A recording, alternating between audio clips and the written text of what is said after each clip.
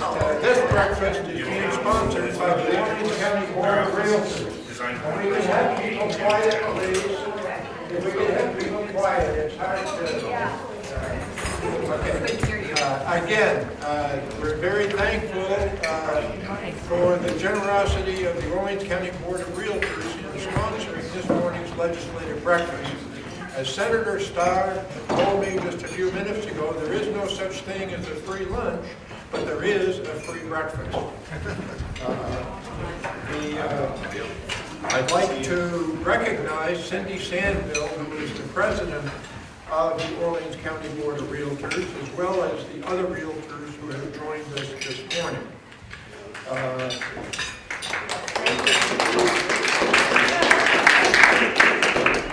If there is anyone here who does not presently receive the email notification for these breakfasts and would like to receive such notification, please make sure that Karen Garrity, who is seated right here, and who is the NVDA Economic Development Specialist and who organizes these breakfasts, make sure she has your email address prior to departing this morning. And as I indicated, this morning the breakfast is being sponsored by the Orleans County Board of Realtors. So contrary to when the breakfasts are sponsored by NVDA, there is no basket at the end of the table, and the breakfast is again courtesy of the Orleans County Board of Realtors. This morning, Tracy Ashman is videotaping these proceedings for later broadcast on Channel 15, the local PEG access station. And my understanding is the breakfast will be broadcast tonight at 6 p.m. as well as at 9 a.m. on Wednesday. In addition, we're very pleased to have the print media represented this morning by Robin Smith from the Record. And I don't see Chris. I'm here instead. Oh, Ed Barber. Okay. Well, I'm used to looking that way, and I didn't see anyone. Ed Barber is here in behalf of the Newport Daily Express.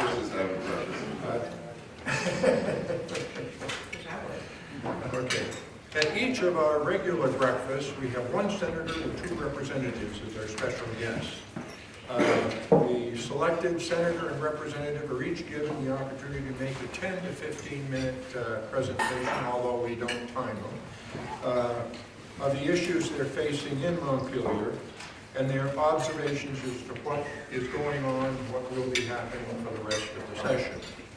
Following the presentations by the legislators, we open the floor to question and comment from you, the citizens of Orleans County. And those who are asking questions or making comments are asked to come stand where I am. There's a little X on the floor. Identify who you are and from where you live. And then if the question or comment is directed to all of the featured speakers, you don't need to say anything, but if it's directed just to one of the speakers, please let us know to whom the question or comment is directed. Generally what happens at these breakfasts is at the beginning, nobody wants to be the first with a question or comment, but as we hit adjournment time, we have a lot of people who want to speak. And if you do want to speak, if you just line up in that general area, we'll call upon you as soon as your turn. This morning, we're pleased to have as our special guests Senator Bobby Starr and Representative Mike Marcotte and Paul LaFave. Senator Starr serves as chair of the Senate Committee on Agriculture and is a member of the Senate Committee on Appropriations. Robbie, please tell us what's happening in October. Well, thank you, Bill, and I want to thank you and Karen both, and special thanks goes out to the Orleans County Realtors folks for putting this breakfast on this morning. It's actually picking up, the pace is picking up pretty rapidly in Montpelier.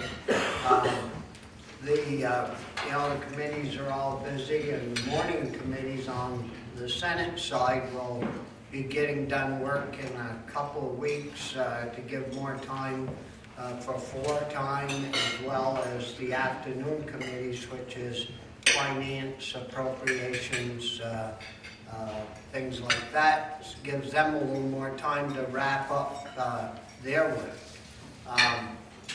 As Bill mentioned, I chair the Senate Ag Committee, and we don't do just ag issues, we do quite a lot of rural economic development issues as well in the committee. And I should say that I have a very strong committee, people that are really interested in the issues of agriculture as well as the rural parts of the state to help boost our economy.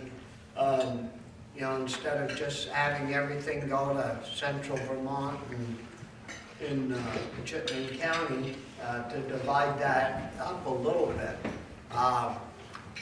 The one bill that we have in the Ag Committee is H904, which just came over from the House.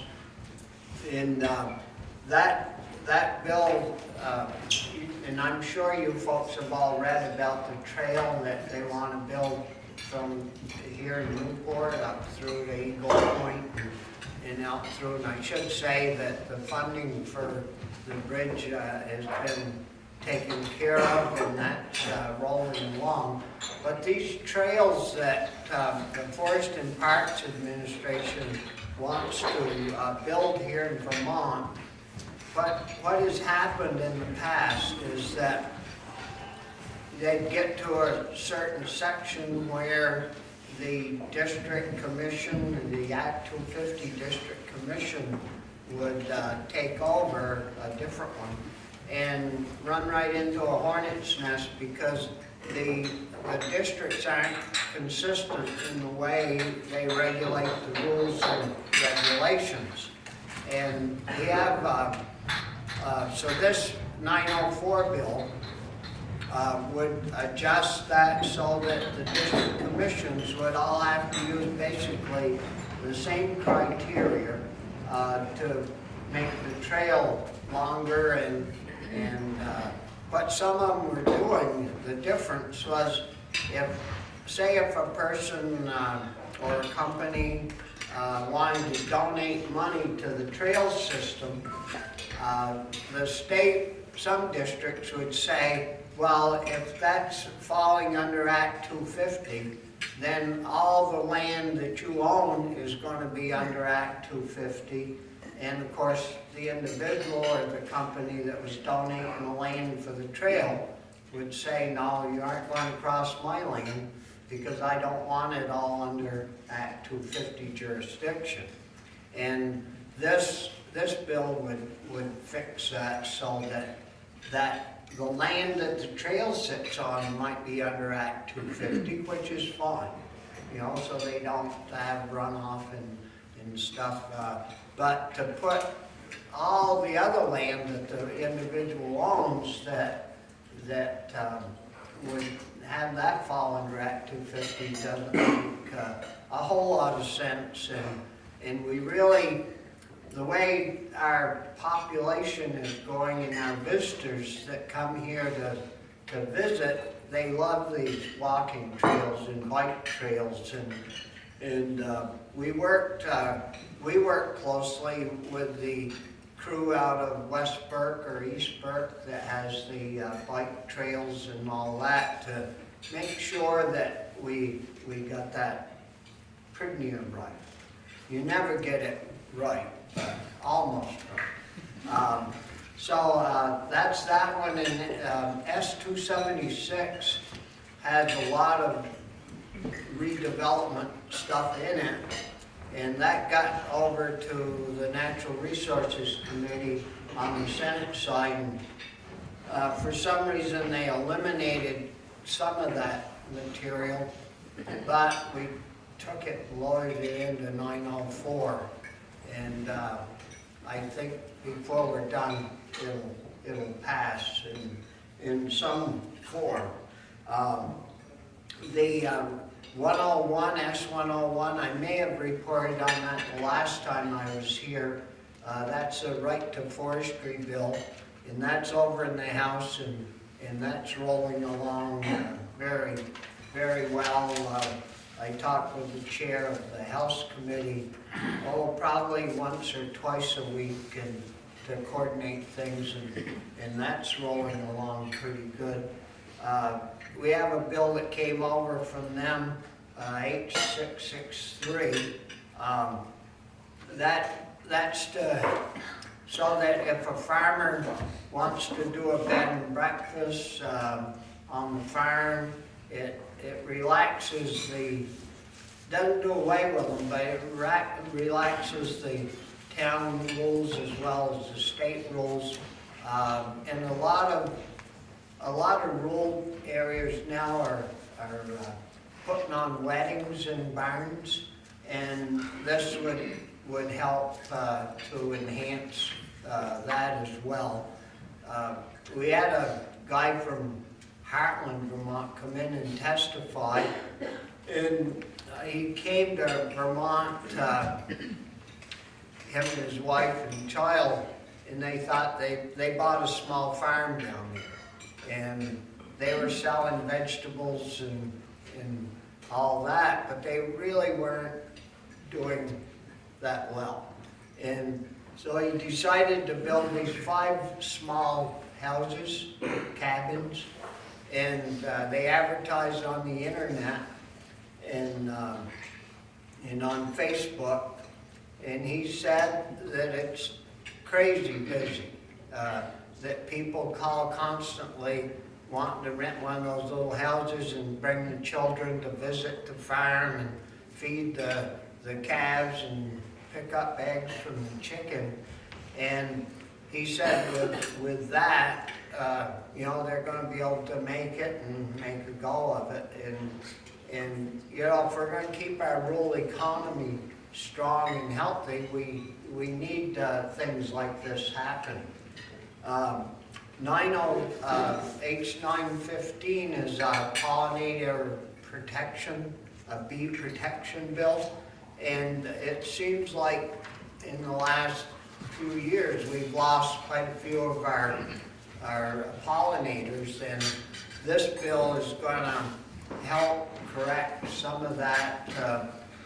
What is happening is the seeds that we use on farms, in your gardens, whether they're flowers or corn or soybean, they're pre-treated with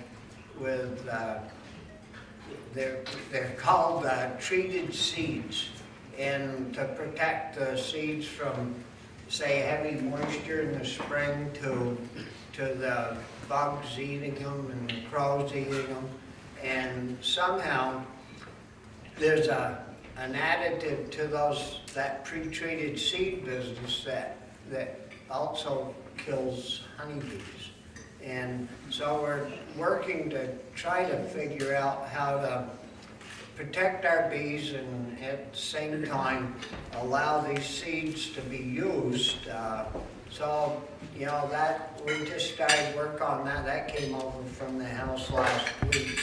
And then there's a bill that came over just this past week, H780, and I don't know if any of us in Montpelier or even any of us as citizens realize that, like when we have the Orleans County Fair or the Lindenville Fair, those rides that come here, there's no inspection system for them. And the Fair Association, they're really pushing to get some type of an annual inspection on these rides, because they said it isn't a case of when it's going to happen. They know that there's going to be a ride accident sometime along, and they want to have this inspection system in place so that at least the fair associations and they're protected to some degree from having these rides inspected. And I always I always thought they were probably inspected. Not that I ever rode many, because every time I'd get on one that really looked exciting, I'd end up out back vomiting. So I never got to ride much on the fair runs. But certainly we want to protect our children and friends from getting hurt. As far as the appropriations go, there's certain things that I look after in the appropriations room and that I'm in charge of. We divide up the issues to some degree, and the big thing one thing that I do is look after agriculture and their whole entire budget.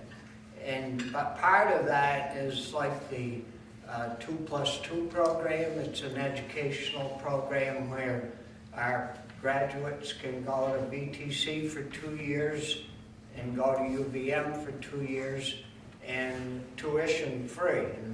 And to be able to qualify for that, they have to have at least a 3.0 average, and they have to maintain that while they're in the program and going to school. And we've had over 100 children, young people now, go through that program, and they're very, it's really impressive to have them come to the legislature like their sophomore year, and then come again like their senior year, and see how they've been grown and improved. And most of those, I don't know the number, but it's a high percentage. They're all still right here in Vermont working and helping keep things going. Another issue that we're working on in there is, and you've all read probably a lot about the taxing of Social Security.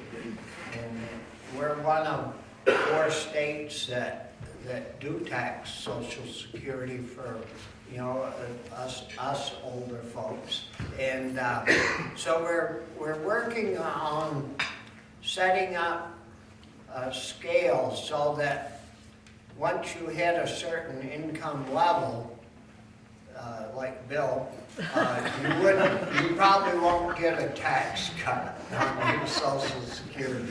But it seems that like there's one out of every 4 maybe, or that they realize their income from Social Security is their primary source of income.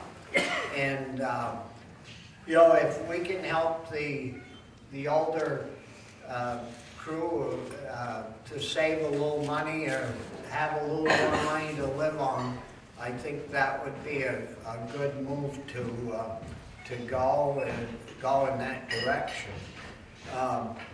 We're also working on an issue to help take care of the mentally ill people that end up in our local hospitals that's costing us as a state for protection from the Sheriff's Department about $4 million a year to have people there to deal with these patients because we don't have a place for them. And so we've been working with the Human Services Agency on trying to figure out a way where we can get some temporary housing for these patients and really get them the treatment that's needed, instead of being in a hospital like our local hospital and not really getting the care that they deserve and should be having. It's $4 million a year that we're spending on that. And that's, money that's going nowhere. So it isn't helping anybody. It's just protecting the other patients that are in the hospital, and so we need to put that money to good use rather than just throwing it away on watching these people so they won't create any harm. In the local news and statewide, you've all read and heard a lot about the gun rights bill. That issue's gone through the House, through the Senate, and there's a couple of the bills that we passed that were good bills that would actually help protect our children from gun violence. Not that we've ever had any, but it's just probably a matter of time before it does get to us with all the publicity that there is. But the S-55 bill, which I voted against, I voted for the other two bills, but the S-55 bill, my main reason for opposing that was that 18 to 20-year-olds and 20-year-olds were banned from buying guns. And you can become a law enforcement officer at 18, you serve in the military at 18, and I just felt that we were kind of discriminating against that little age group. If they've taken a hunter safety course and they've been hunting with their parents or relatives, friends, since they were 12 years old, when they got to be 18, they should still be able to buy a gun. But that's certainly taken up a lot of time, and I think we should be doing everything possible to keep our schools safe. As far as us mandating what schools should be doing, I think most schools, they and their administrators, school boards, teachers, they pretty much, we can set up guidelines to follow, but I think you really should be leaving that up to the local school districts to figure it out, what's best for their area and what's best for their children. The other local issue that I'm still spending some time on, mostly on Mondays, because that's the day we have off, but is trying to get, working with our hospital and Dr. Lockridge, trying to get our hospital to treat our patients here with chemo and cancer treatments. It seems like we have over 100 people in our immediate area or in our hospital area that have cancer, that have to drive for at least an hour to get any treatment, and sometimes it's up to 2 hours to Hanover or Burlington. And I just feel that we do have a hospital in our community, which we're very fortunate to have. And I just think that it's sad that we have 100 patients that can't be treated locally and have to spend that time, and family members spending that time and energy traveling to get their care. So I think I'll leave it there, Bill. I'm sure I'd rather get questions from the audience, and then we probably, Michael and I, have get some learning that way, whereas telling you our point of view is, we represent you folks, so your questions will be very welcome. Thank you. Thank you, Bob. And now from the House side of the Vermont Legislature, I would like to welcome Representative Mike Marcotte. Mike serves as Vice Chair of the House Committee on Commerce and Economic Development. Mike. Good morning. Thank you, Bill. Thank you, Karen. Cindy, thank you and the Orleans County Realtors for sponsoring this breakfast this morning. Thank you for all of you for coming out on this fine, beautiful winter's morning. Thank you for the opportunity to be able to address you this morning and let you know what is happening in my committee and on the House side. I think the first bill I want to talk about is H620, and it's a subject that Bobby and I had worked on over the fall. I put the bill in the House. It has to deal with our state-owned airports. A number of years ago, the Senate had asked that the airports either become somewhat self-sufficient or we get rid of one or the other.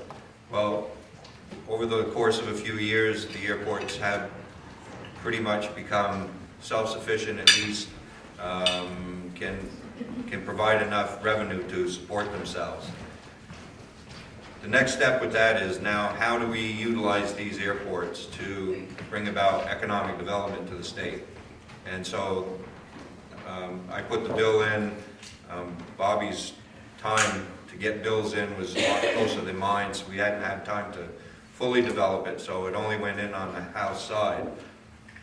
My committee took it up, we passed it, we sent it over, it went to the Senate Transportation Committee.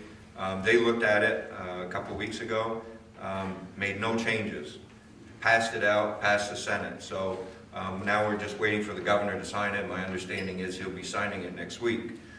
So this will, the bill instructs the Agency of Commerce and Community Development in the 3-year economic development plan for the state to now include the airports as part of that. It's my understanding from the Secretary Sherling of Agency of Commerce that there is a company in Vermont that's actually developing an electric airplane, and that our airports throughout the state could be utilized as charging stations for that development of those aircraft.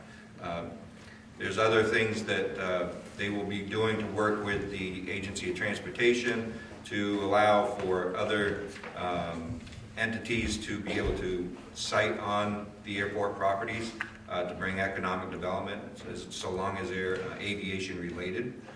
So I think going forward, that'll be a big help for not just us here in the area for the Northeast Kingdom International Airport, but for all the other state-owned airports throughout the state. Another bill that I'm sure the realtors were interested in was H766, which started in my committee, and one part of it was increasing the downtown tax credits by another $250,000. But there was a piece in there that started a pilot program to rehabilitate housing stock within the designated downtown area. We worked with the Department of Housing and Conservation to develop that bill. It would provide up to a $25,000 tax credit for someone who would, it would be owner occupied. They would purchase the property. They would help to, they would work with their banks. It would be a tax credit that the banks could purchase.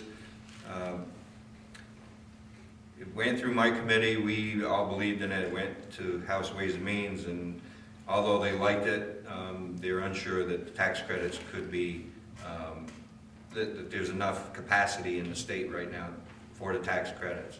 There was a hope that on the Senate side, that could be reinstituted on the Senate side. From what I'm hearing now, it probably won't be. The good thing is that it's out there. It's a good idea. I think it could really do well here with Newport City. They have a designated downtown within that area. I think we would start seeing some of those housing units be rehabilitated. So I'm hoping that in the future we'll be able to continue to work on that and get it through.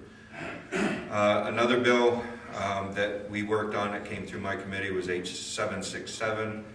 That had to deal with the Think Vermont Innovation Initiative, where we were putting $400,000 to the Agency of Commerce to help businesses, but in a really quick time, where you might have, say, the helmet factory here. They get a government contract, they need to gear up really quickly, they need to train their people really fast. They don't have time to go through the normal process of applying for training programs, either through the Vermont Training Program or others. This would give the ability for the agency to immediately put some money, training dollars into those businesses so that they could gear up really quickly. There were other pieces to the initiative. There were some $25,000, I think, that they were going to use to help the aerospace and aircraft industry, marketing in the state of Vermont. The Vermont Chamber of Commerce has a person dedicated to the aerospace industry. They have brought a lot of dollars into the state through Boeing is in the state, and others. There's a technical, there's a school at the technical school in Burlington that trains students to become part of the airline industry, whether it's in the stewardess industry or aircraft maintenance. That's a really big program, and my understanding is Boeing is really interested in helping with that program here. One bill that we just passed out, it hasn't come to the House floor yet, it sits in the House Judiciary, is H-480, 482. That's a bill that deals with consumer protection, and it looks at debt collecting and how debt collectors work in the state, how they interact with the debtors. Hasn't been really uniform around the state. You might have a debt, and this is dealing only with credit card debt. You may have a debt that you get a notice in the mail from a debt collector that you owe this and you have X amount of time to pay for it. It could be 2 or 3 years old, you don't even remember what it's all about. A lot of people just think that it's a scam and throw it in the garbage. Well, lo and behold, the debt collector goes off to court, you don't show up, there's a default judgment that's placed on you, and now you owe this debt collector, even though you may have exempt income. What we have done is made a process for the debt collector where he makes that initial notice to you that he has to provide you with some information, has to provide you with how much your debt is, who they are, where your debt originated from, and the last 4 numbers, if they have it, the last 4 digits of your account. They also will provide you with a form that you can fill out that will let them know if you have exempt income. And exempt income is something like your Social Security, payments that you receive for a disability, things like that. There are things in law that make you exempt from having to pay that. By having this information beforehand, the debt collector can look at it and determine whether or not they want to go forward with the action against you. If they can't collect it, they probably don't want to spend the money going to court. And it actually starts the conversation. We've taken testimony that when people start having those discussions with the debt collectors, that things can get worked out, they can work out a plan.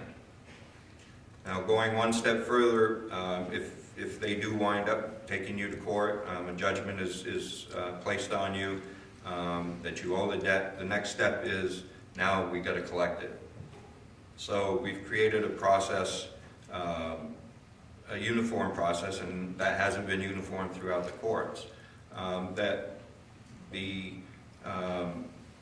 It's called the trustee process, and we've worked this out with the banks to make everything uniform so that when a request comes from court or an order comes from the court, the banks know that there's certain things that are exempt, and they can't freeze those assets. Some banks have been freezing everyone's assets, no matter if they're exempt or not, and then it leaves people with no means of money to survive on. And it takes several weeks for that freeze to be lifted as it currently stands. So we're changing that process so the banks know exactly where those, what those exempt assets are that they can't freeze. Going forward, we're hoping that House Judiciary will pass that. It's getting late in the game now. I don't know if we'll be able to get it on the Senate side. It's got to go through Senate rules. I know that our counterparts in House Economic Development want that bill. So there may be other ways to skin that cat, but I think hopefully going forward that this bill will get passed. It will be good for consumers, it will be good for the banks, and it will be good for the debt collectors as well. I think it's a good bill for everyone. So with that bill, I'm going to stop, and if there's time, give time for people to ask questions. Thank you. Thank you. Our next speaker, I don't think made it, and I think probably they had 4 feet of snow in Newark, so that Representative LaFave wasn't able to make it. We haven't heard. Yeah, He's been sick too. Oh, he's been sick also. Okay. So with that, we're ready to open the floor to questions and comments from you this evening. Before we begin, I'd like to call upon Cindy Sandville, the president of the Orange County Board of Realtors, to say hello. Thank you, Bill. I didn't expect that. But thank you everybody for coming and welcome. And I guess we have a lineup of some questions from people. I actually have some too myself, so I'll stand in line. So, Chet Greenwood, you have a question for these guys? So I'll let you have the floor. Okay. Then, again, the procedure is if somebody has a question or comment to be directed to both of our legislators, you don't need to say anything, but if you have a question or comment directed to just one of them, please let us all know to whom the question or comment is directed. And as indicated earlier, what we do is we stand where Chet Greenwood is standing at the present time, and when it's your turn, you come up here, introduce yourself by telling us who you are and where you're from, and then let us know your question or comment. So we'll start with Chet Greenwood. Good morning. Thank you. This is Chet Greenwood from Derby, and thank you to the realtors for putting this on. It's nice to have you all here. This question is really for Bobby. In the Senate, there's 2 Senate bills that are related, and I think it's counterproductive. I think we'll all agree that there's an opiate problem in this state, and there's 2 bills that are moving through the Senate. One of them is to lessen the penalties for some drug crimes. And the other one is we're going to tax opiates. And that means, you know, the illegal users aren't going to be paying that tax. It's the legal users are going to be paying more for their drugs. So these are both in the Senate. I don't know what's happened to them. Senator Starr. Yeah, thank you, Chad. Those bills are over in, one of them's in Judiciary, and one of them's over in the Finance Committee in the Senate. And they aren't really ready for prime time yet, so there's been very little talk outside the committee in regards to either of those bills. As far as the tax on drugs, I think Chet may be right on that if there is a tax put on that, us folks that need to buy these things or purchase them from time to time would get stuck with the bill, and the illegal users would get theirs, I don't know, off the sidewalk or wherever they buy them, and certainly would not be paying.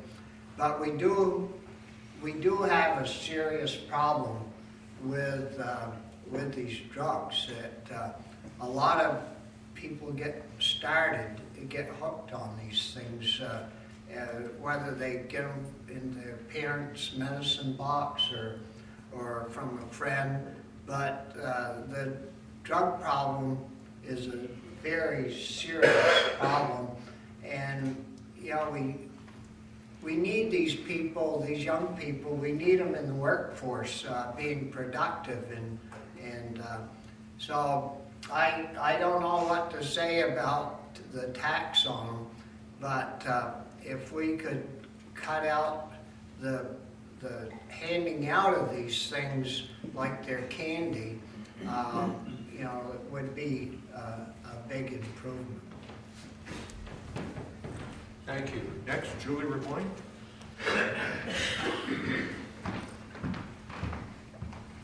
Good morning. As Bill just said, I'm Julie Rapoin. I live in Newport, and I work at the Department of Health, but I'm speaking as an individual. My question/comment is also for Bobby. It's your day to talk about health care and medications. So last week, the governor, I guess, won some kind of a battle with the union for the state. And suddenly we have this list of medications that are not going to be covered come next January. On this list are things like glucose test strips, epinephrine, a ton of psychotropics to treat mental health conditions. And some of these medications aren't brand name that you can then substitute for generics. Epinephrine is a class of drug. There's no substitute. It's epinephrine. Another concerning one is buprenorphine, and that's one of the primary drugs that's used to treat opioid addiction. And when people are denied treatment to opioid addiction, generally they relapse. So to not have access to buprenorphine is just absolutely crazy. And some of the drugs on this list, if people don't have access to them, they are so much more likely to experience much greater health conditions in the long run. So it's very concerning that we would be so penny wise and pound foolish with people's health. Personally, you know, I'm fairly young and healthy and not somebody who seeks out medications. And this week I was thinking about the medications that my family takes and the price of prescription drugs. And I don't know how much control you have over that these days, or if you have control over these agreements that the governor is making with the unions. But in my family, I tallied up, my insurance plan is paying $2,000 a month for the prescriptions that my family takes. Everything from a thyroid medication to a cholesterol med, a couple psychotropics, and that's absolutely insane. Obviously, an individual could not afford to pay the full cost of prescription drugs, and there's no reason why our insurance plans should be paying that much. So if you have any ideas, that'd be great to hear. Thank you. Senator Starr. Boy, everyone's making Representative Mark, you know, had an Yeah, easy route to. it's almost his turn. I didn't mean to ignore you, Mike. That's fine. Actually, as far as having authority over the governor, I'm sure our Health and Welfare Committee on the Senate side will be looking at this order. I mean, I don't know when he signed the thing, but if it was at the same time he messed up the health insurance for state workers, or That's the one. yeah, well, that kind of took top burner, front burner, and these drugs were, like, as far as we were in Montpelier, it was on the back burner, so we didn't hear a lot about that. But I'm sure if our Health and Welfare Committee, which is very active, looks at this, and these drugs are going to be taken off the lists where Medicaid and Medicare, well, Medicare is federal, where people aren't going to get assistance purchasing these, it would be a very devastating blow to our families. So that is, as we've talked this morning, that is a very important issue, and the problems that some of these drugs cause are part of the problem. And but if you take away the medications that help people get away from these, it seems like a backwards approach. Cindy Sandville.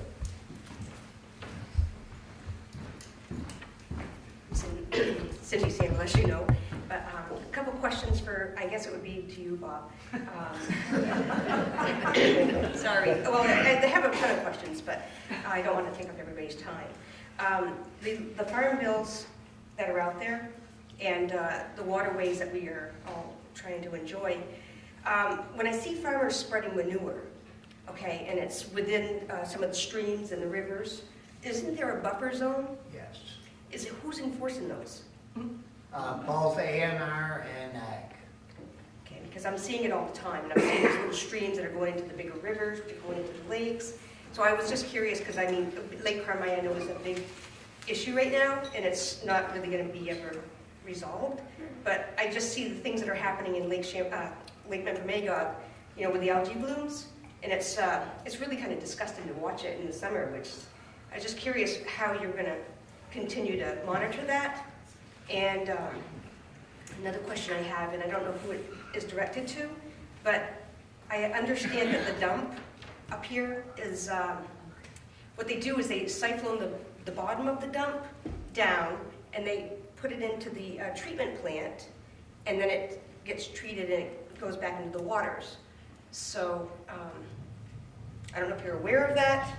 Oh, yeah. Okay, so if you're aware of it, what are we doing about it? Because with AIDS and all these other, diseases that we can't cure, we don't know what's in that bottom because there's many things that are being distributed there. So when it's siphoned and it goes through the treatment plant, how do we protect ourselves in the future? I'll leave it there. Senator Starr.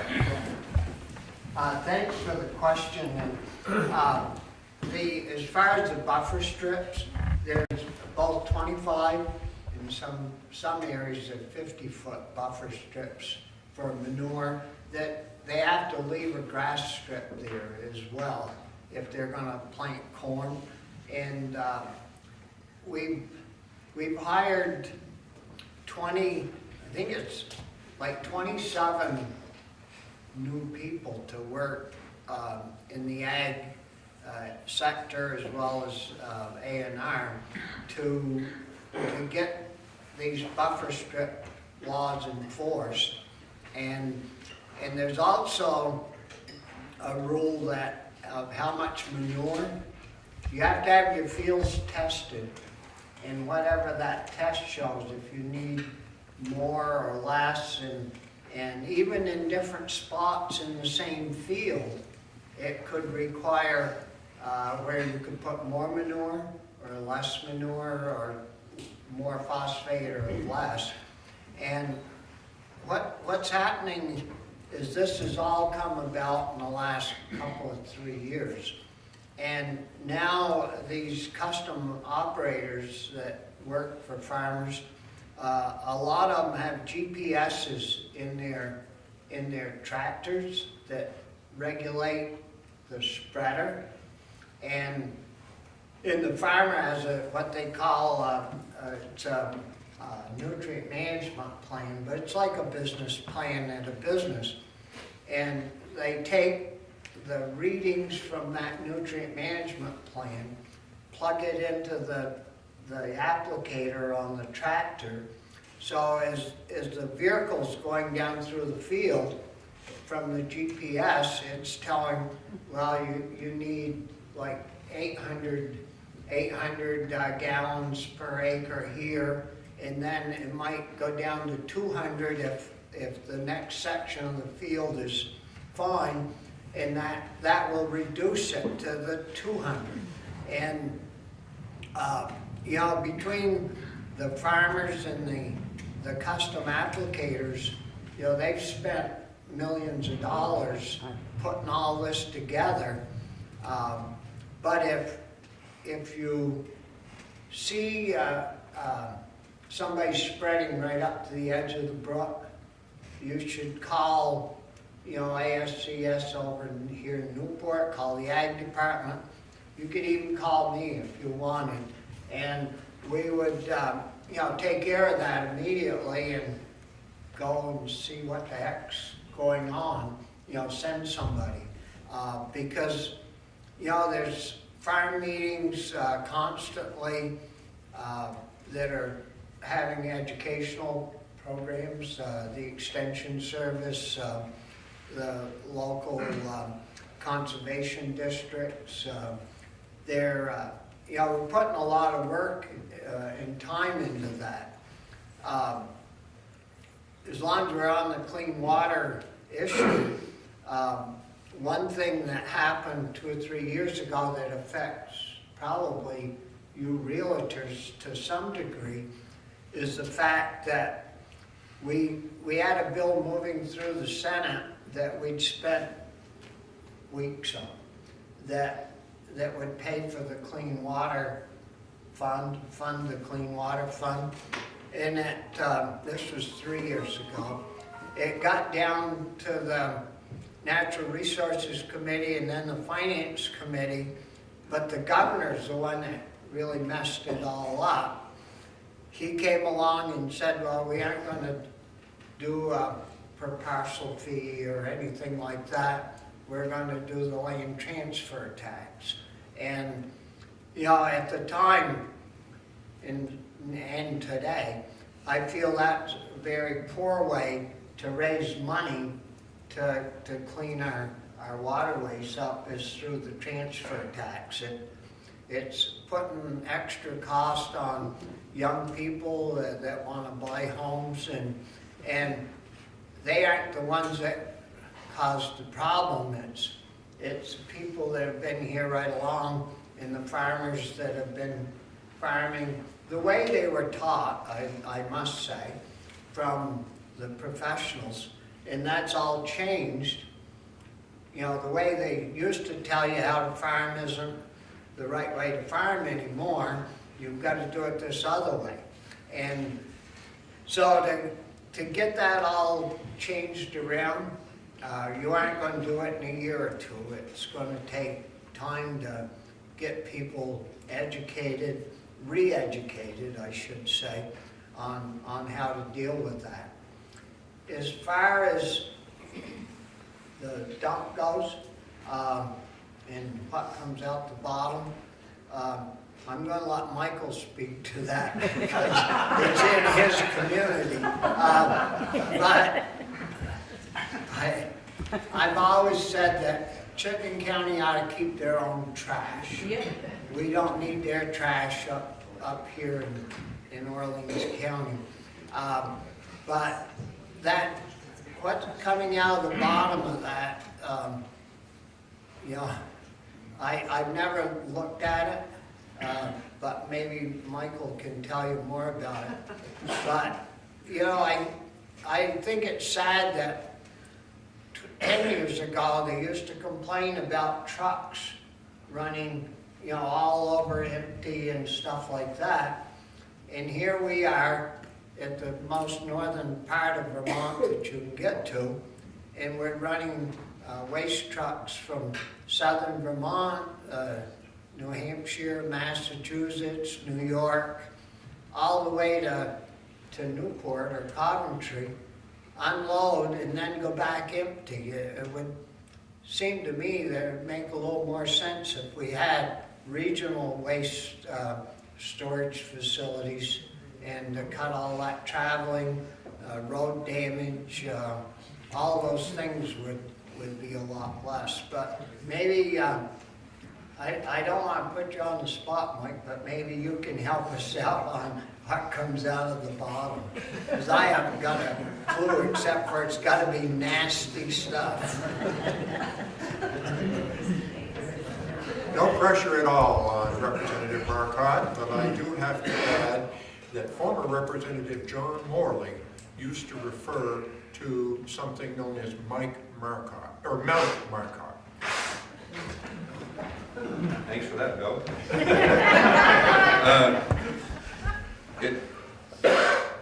I guess changing a hat right now, I'm chair of the Coventry Select Board, so we meet regularly with the landfill, with the people of the landfill. And what the leachate that you're talking about that they pull out every day is tested.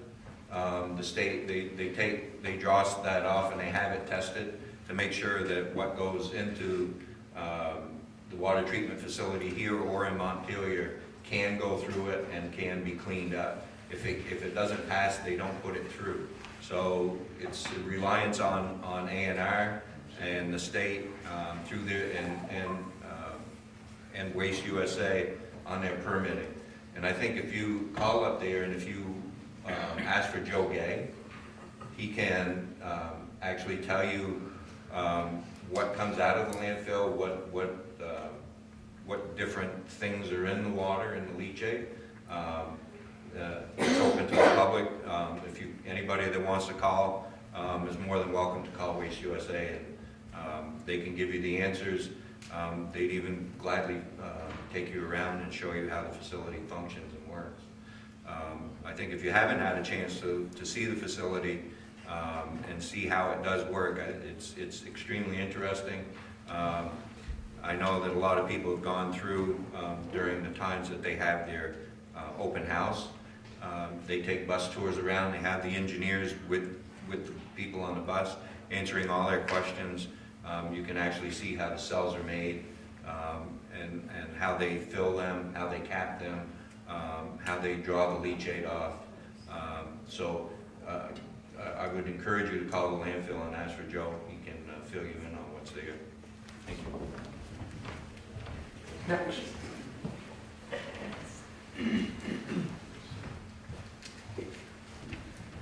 I'm Sandra Snyder, and I'm from Westfield, and I've taken a totally different approach to living than most people are willing to do.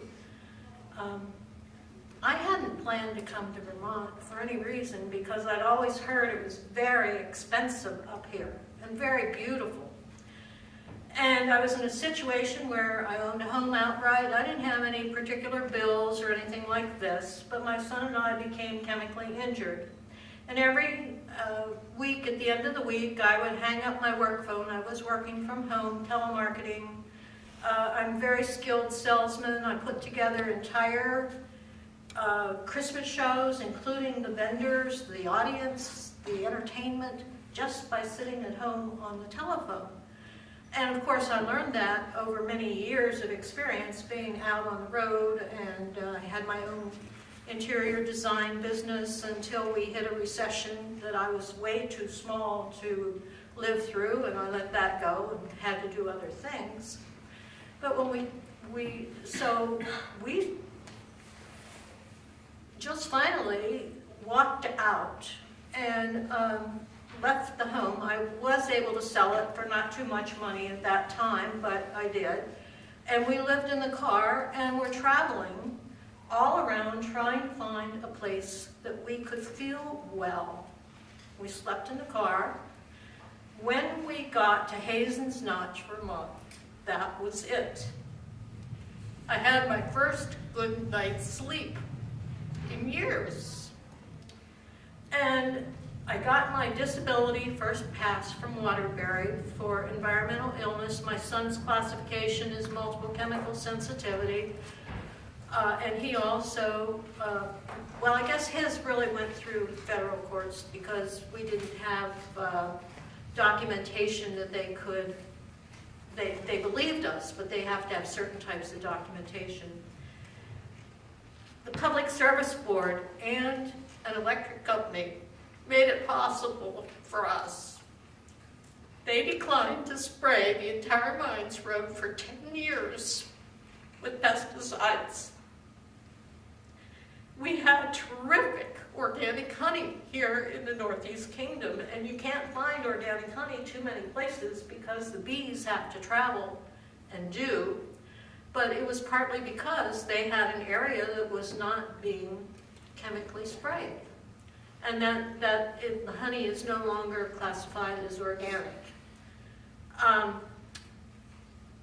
But what we did, the reason they gave us this leaf and tried for us is we moved way back in.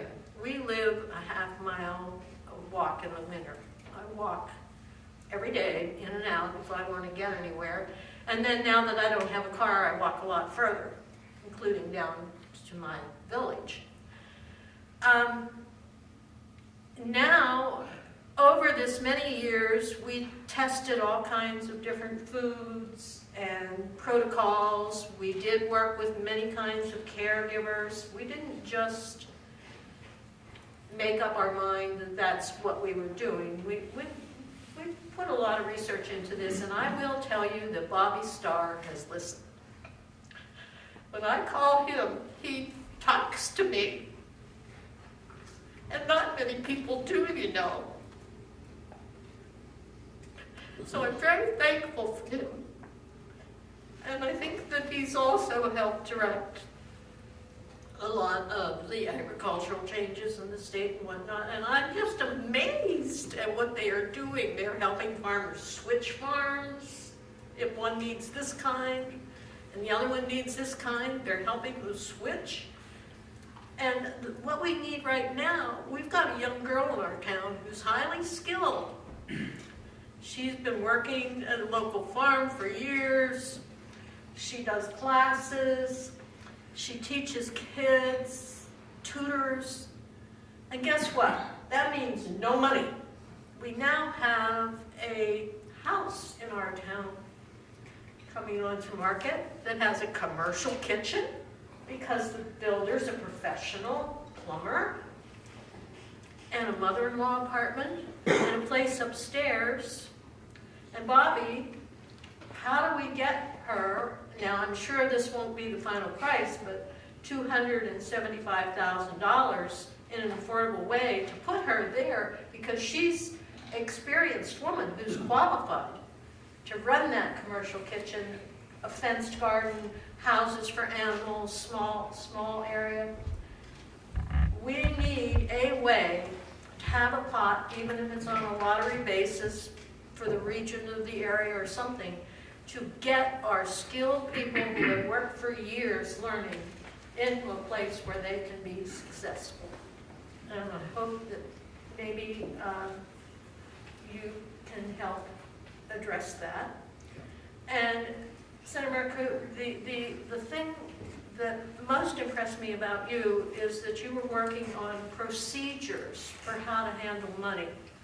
And this has turned out to be one of the worst problems the state has, as far as I can figure.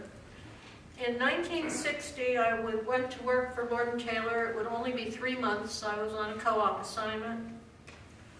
2 weeks of that, we never got to go to the department we would work in. We went upstairs and we sat and we wrote their sales check for 2 weeks. What was the merchandise? What was the person's name? How much merchandise? How much did it cost? Where was it going? Where did this piece of paper go to make sure that they had a backup record? Where did this piece go for delivery? Their rules were very, very strict. You could not walk in that store and buy something on credit if you did not have credit at the store, unless you had a letter that went to the office that gave you permission to buy on someone's account. Today, it's just walk in and, oh, you want it? Yeah, okay, take it. I would appreciate a little more attention to contract, like just simple, basic sales checks. Because our young people haven't a clue. How much does it cost? Where does it go? What? And the other issue is clothing. I think we usually limit Okay, thank speeches you. to a couple of minutes. Senator Starr. Thank you, Sadie, for coming to Newport this morning to the breakfast. We have had some good conversations in regards to pesticides and herbicides and all the problems that some of these chemicals do cause. As far as the money to help a young person get situated in a situation like you explained, we have both money at the Ag Agency as well as at Vermont Housing and Land Conservation Programs for startup businesses, and you know, the main, you know, we can talk on the phone about addresses and things like that I'd be more than glad to get for you. But the main thing is for your friend to put together a resume and a little business plan of how she's going to proceed with this place. But I can get you all those things, you know, this week if that would be helpful. You know, we like to get young people started in ag. So, you know, we do have a system set up, and several VITA also has money to help get started and things like this. So we'll touch base and get that for you. So I guess I'll leave it there.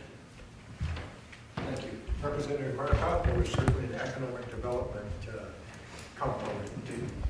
There is. Ms. Knight, I appreciate especially your last comment of young people. When it comes to debit cards, they really don't know how they function. It's not like you used to have your checking account. You had to make sure you had to balance your checking account. I know a lot of younger people now, how they balance their checking account. They'll go to the ATM and they'll take a look and see what their account says, and then they'll keep spending. Well, they don't realize that maybe something they bought 10 minutes before hasn't cleared yet, and all of a sudden they're in negative balance. So I think probably more education is needed in our high schools when we're teaching our young people how money works and how contract law works.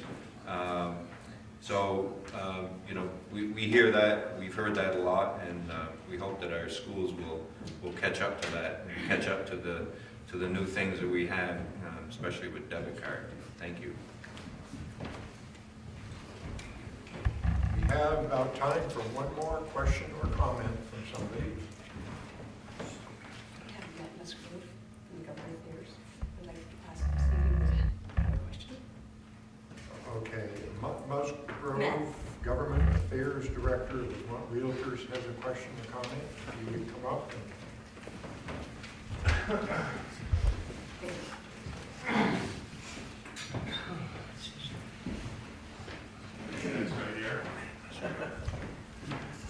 Hello, Orleans County. Matt Musgrave, Government Affairs Director with Vermont Realtors. I want to thank you very much for having me out, and very, very large thank you to our representatives for coming out today. I don't have a question for our legislators today because I ask questions of you 4 days a week already. That's right.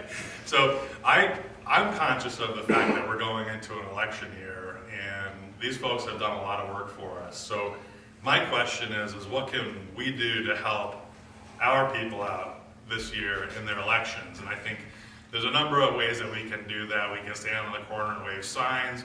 We can call them and ask them, what can we do to support you? These folks work really hard. This is an election season. I haven't had the pleasure of working in your committee yet. I've testified before Senator Starr already, and I can assure you that I'm impressed with what I see up there. This is my first year working on the Hill with these folks. They spend a lot of time working in government, and one of the things that is nice is that we can help them on the outside. So give them a call, send them a letter, endorse these folks wherever you can, because they took the time to show up today, and that's a very big deal. They're busy 7 days a week, a lot like real estate agents. You know, we go home from work at 9 o'clock at night sometimes, and we're on the phone even an hour or two after that. It's not much different for these folks, so they can really use our help. So I'm not here to ask for anything from you, but I am here to ask of our association. Please support these folks who showed up today, and thanks for having me out. Senator Starr. I don't really know how to answer, Matt. I know he certainly spent a lot of time in my room when we were dealing with economic development issues and trying to make the state a better place to live in. I think, you know, if you're kind of a real true blue Vermonter, you know, that's what you really care about, is how well the whole area is doing, not just personally yourself. And, you know, Matt, he sat there for at least 2 or 3 or 4 meetings, and finally I asked him, well, don't you have something to testify on? No, I'm just learning and watching. And it's good to have people, and he has helped out in several ways to make bills better. And as far as you know, helping out with the elections, I haven't really thought about that much yet. The main thing is to get our work done in a timely fashion, and get home and you know, do what we normally do to earn a living. Even though I'm retired, I still work a little bit like most older folks. And but that'll come. And we don't usually get into politics here at these breakfasts, but I should say that you know, we've got a good crew, and what I mean about a good crew is from Orleans County. We work, you know, across party lines, and we don't even talk about politics, really. We talk about the area and what's good for the area, what could be bad for the area, and for the most part, we work very well together, and we have to work like that because, you know, we wouldn't work at all singly. And so we need to work as a team, and we do. And, you know, I think we've got a good mix of people, and I think it's working. So with that, I guess I'll just leave it there. Thank you, Bob. Representative Marcotte. Well, thanks, Matt. I look forward to having you come into the committee sometime and working with you on issues that involve the realtors.